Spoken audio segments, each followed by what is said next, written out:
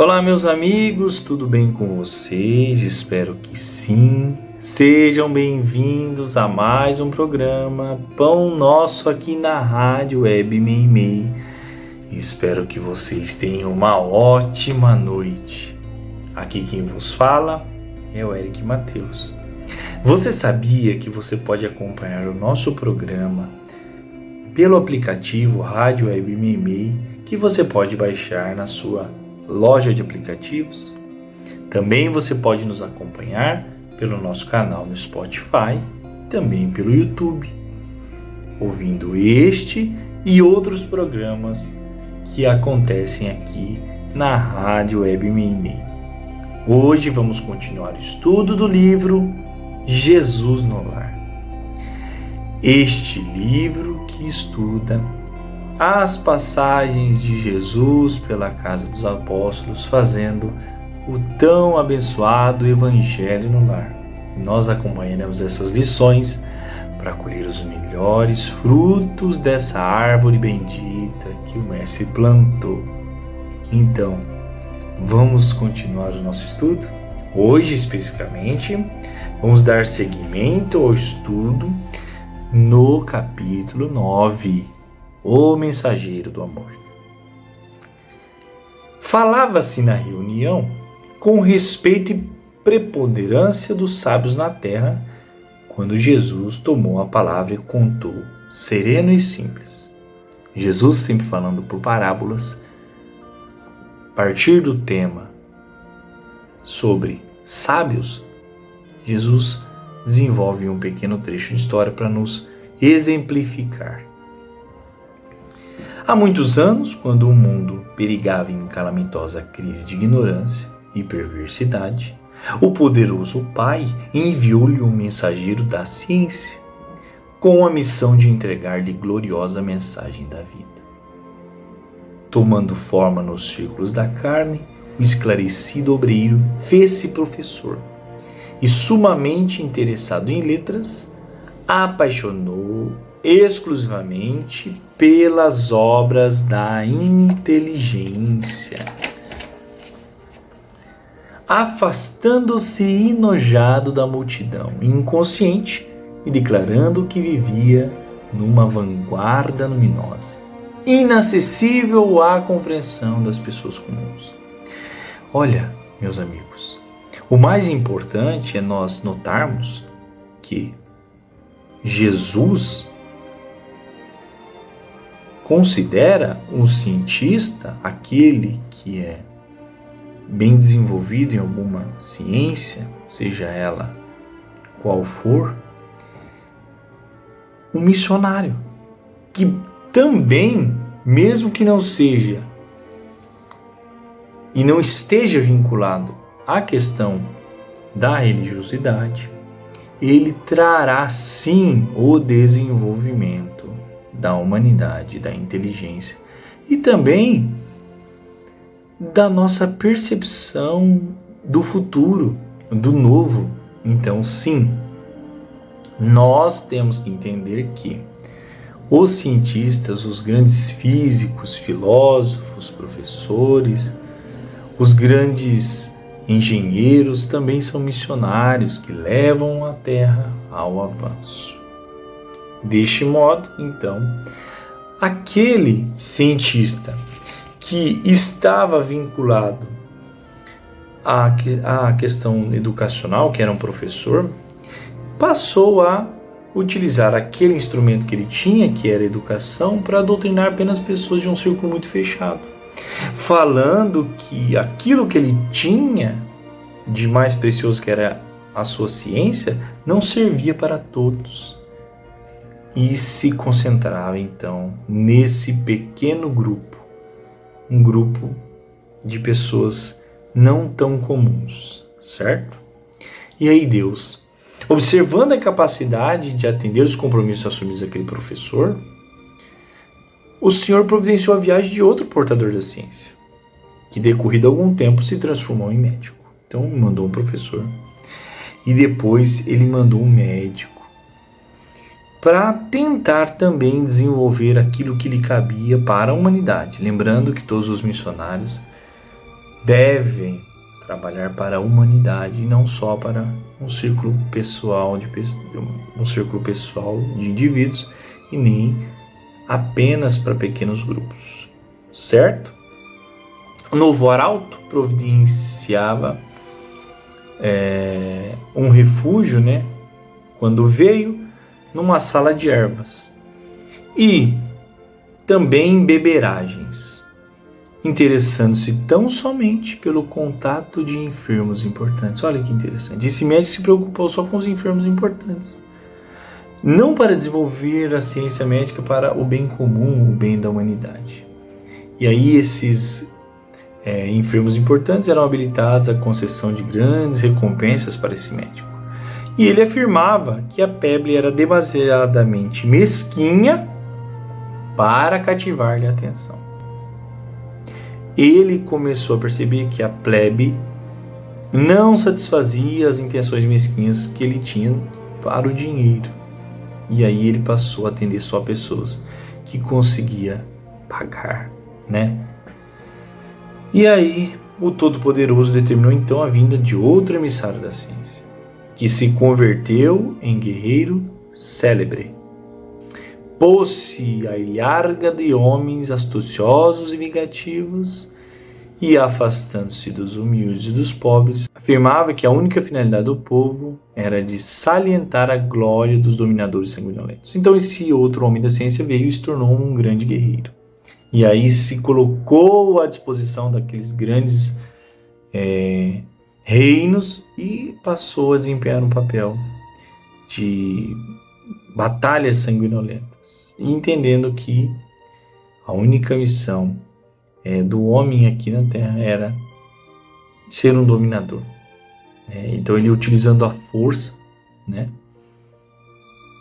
ele desviou seu caminho. Constritado com tanto insucesso, o Senhor Supremo expediu outro missionário da ciência que em breve fez-se primoroso artista. Então, olha aí, tentou o educador, o médico, também aquele que lidava com o cálculo, mas que se tornou um guerreiro. E aí ele partiu para o artista, que talvez, nessa concepção aqui do mestre, seja aquela pessoa que talvez venha quebrar barreiras, desenvolver frentes diferentes, unir pessoas, tocar o coração das pessoas com a música, né? Mas vamos ver o que aconteceu. E aí isolou-se esse artista nos salões ricos e fartos, compondo música que embriagasse de prazer o coração dos homens provisoriamente felizes.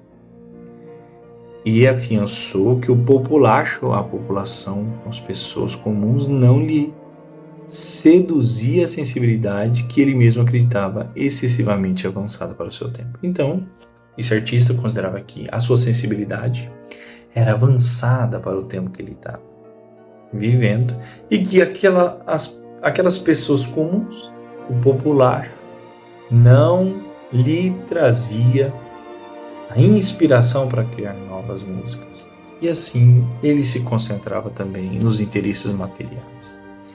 Percebemos, meus amigos, que o interesse comum não seduz muitas vezes os missionários orgulhosos.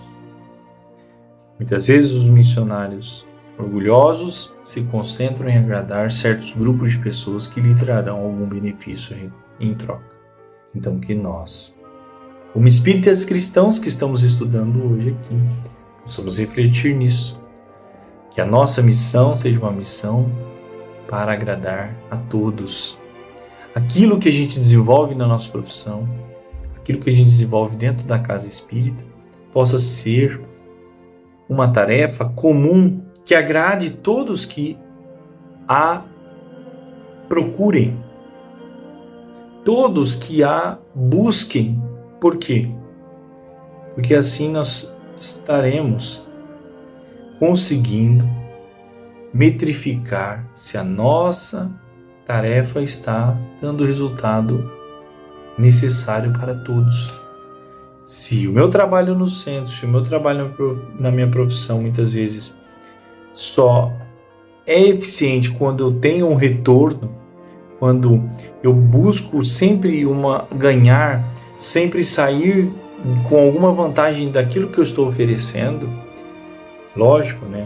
As profissões, elas têm um retorno financeiro, mas a partir do momento que eu vivo uma vida apenas para o retorno do interesse daquilo que eu desejo, a vida perde um pouco de sentido, porque a nossa existência foi feita para que nós possamos deixar na Terra um pouco também de benefício criado pelas nossas próprias forças. Se nós não construímos benefício para o planeta, de alguma forma, com as nossas mãos, com o nosso pensamento, com a nossa fala, agradando só um certo número pequeno de pessoas que também, muitas vezes, acariciam o nosso ego, nós não estamos fazendo a missão necessária para o desenvolvimento daquilo que o Mestre Jesus e a espiritualidade espera da gente. E aí foi então que o Excelso Pai, preocupado com tantas negações, ordenou a vinda de um mensageiro de amor. Olha que interessante que o Mestre fala. Não é mais um missionário, um mensageiro da ciência, e sim um mensageiro do amor, porque a ciência muitas vezes, meus caros, ela cega aquilo que a gente deve sentir, que é a misericórdia, que é o amor, que é a paciência, porque nós muitas vezes em contato com as nossas atividades diárias deixamos que o sentimento seja muitas vezes endurecido, porque nós estamos numa nuvem de preocupações financeiras, numa nuvem de preocupações que insuflam o nosso egoísmo. Muitas vezes nós estamos numa nuvem de preocupações em busca de bens materiais e de conquistas externas. E nesse modo, quando esses sentimentos vão tomando conta do nosso coração, aquilo que eu tenho necessidade de desenvolver dentro do meu sentimento, isso passa a ficar esquecido e muitas vezes apagado dentro de mim. Então, por isso, o nosso exercício da caridade é tão importante. Esse outro enviado, que era o mensageiro do amor, enxergou todos os quadros da Terra, não só naquilo que ele veio fazer da ciência, mas ele enxergou potencialidade no professor, no médico, no guerreiro, no artista, tanto quanto se comoveu ante a desventura e a selvageria da multidão, porque ele via, lógico, benefício em alguns grupos de pessoas que eram mais envolvidas, mas ele olhou para a multidão com um olhar compassivo, de paciência e de amor, de ventura.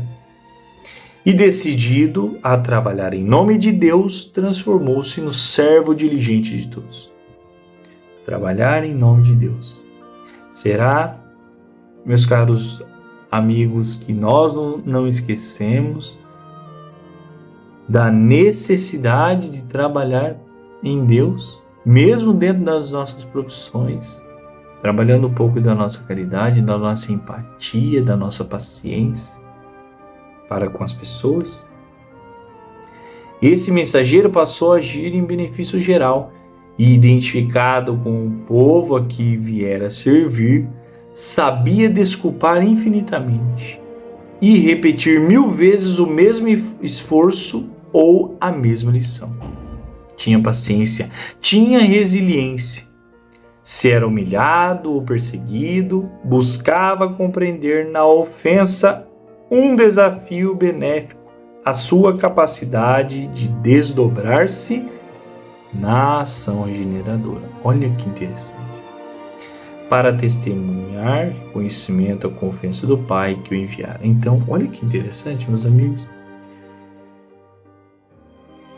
O nosso amigo, nosso mensageiro do amor, ele utilizava as dificuldades ao invés de fugir das dificuldades como o professor, o médico, o guerreiro e o artista, para se isentar dos problemas, ele não fazia isso. O que ele fazia?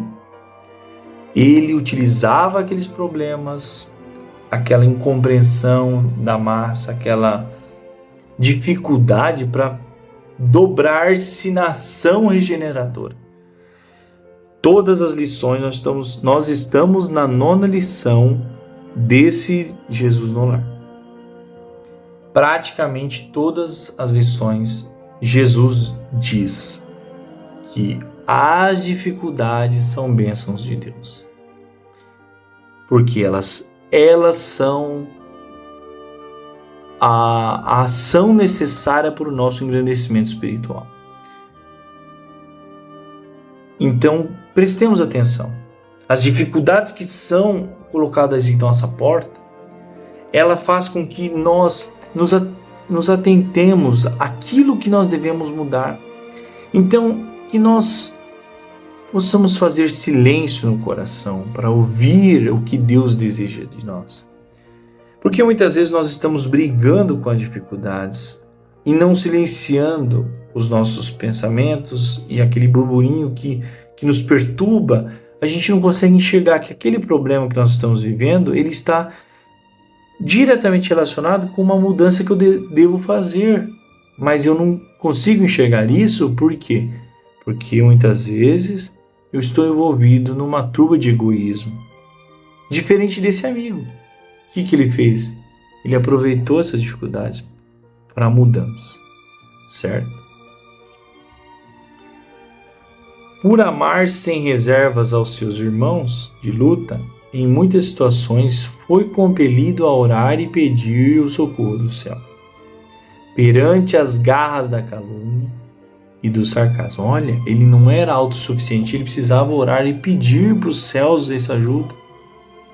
Entretanto, entendia nas baixas manifestações da natureza humana dobrados motivos para consagrar-se com mais calor à melhoria dos companheiros animalizados, que ainda desconheciam a grandeza e a sublimidade do Pai benevolente que lhes dera o ser. Olha que interessante.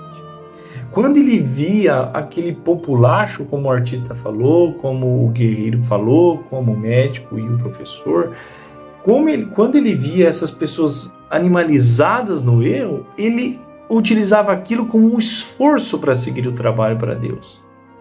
Como se Deus necessitasse da gente para a gente despertar os nossos irmãos.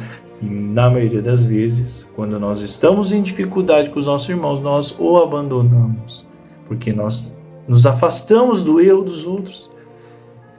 Quando, na verdade, quando a gente utiliza a paciência, o amor, a misericórdia nos erros dessas pessoas, nós passamos a ser um ponto de conexão dessas pessoas com Deus. Porque essas pessoas que nos ferem, nos machucam e que são animalizadas ainda no erro, elas entram em conexão com Deus primeiramente com as nossas ações equilibradas.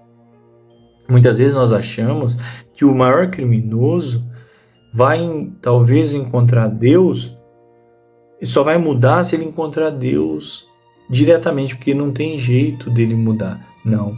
As pessoas vão mudando conforme elas vão se encontrando com as manifestações de Deus nos outros irmãos.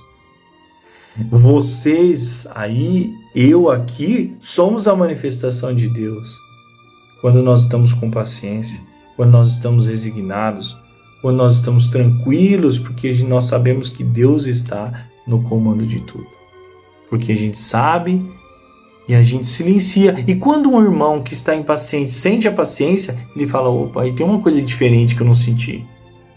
Então que nós possamos pensar que nós somos a imagem do Evangelho quando nós estamos equilibrados. E o contato com esse Evangelho a pessoa vai ter através de nós mesmos. E aí, meus amigos, foi assim, fazendo o último de todos, que conseguiu acender a luz da fé renovadora, esse mensageiro do amor e da bondade para no coração das criaturas terrestres, levando-as ao mais alto nível com plena vitória na divina missão de que fora revestido. Olha, meus amigos, sinto novamente que o Cristo aqui não está falando dele mesmo, mas a gente poderia considerar que ele é o mensageiro do amor, né? Porque ele está falando aqui que esse mensageiro mudou todas as criaturas terrestres. E de alguma forma, Deus muda todos nós a cada dia, desde quando ele veio, através de Jesus. Jesus é esse mensageiro do amor que veio. E olha, ele falava sentado com os apóstolos, o mensageiro do amor, e eles nem imaginavam que ele falava de um mensageiro como ele. Então, houve uma ligeira pausa na sala onde o Cristo estava, né? Nessa palavra doce do Messias, e ante a quietude que se fizera espontânea no ruído do ambiente, concluir então Jesus. Cultura e santificação representam forças inseparáveis na glória espiritual. Cultura e santificação, certo? Está falando do artista aqui, né? A sabedoria e o amor são duas asas dos anjos que alcançam o trono divino. Mas, em toda parte, quem ama segue à frente daqueles que simplesmente sabem. Amigo, você ter cultura é maravilhoso. É maravilhoso você ter cultura. É maravilhoso você ter sabedoria e amor. Mas se você não amar, se você não transformar a sua vida amando as pessoas, não vai adiantar. Isso não resolve o amor que é infinito. Então ame os seus parentes difíceis. Ame aqueles que te caluniam, porque isso trará para você muito mais do que paz e tranquilidade, a ascensão espiritual, que é aquilo que nós viemos fazer aqui no planeta. Certo, meus amigos? Hoje eu vou ficando por aqui com mais um programa Pão Nosso, e assim que possamos levar as mensagens do Mestre para o nosso coração.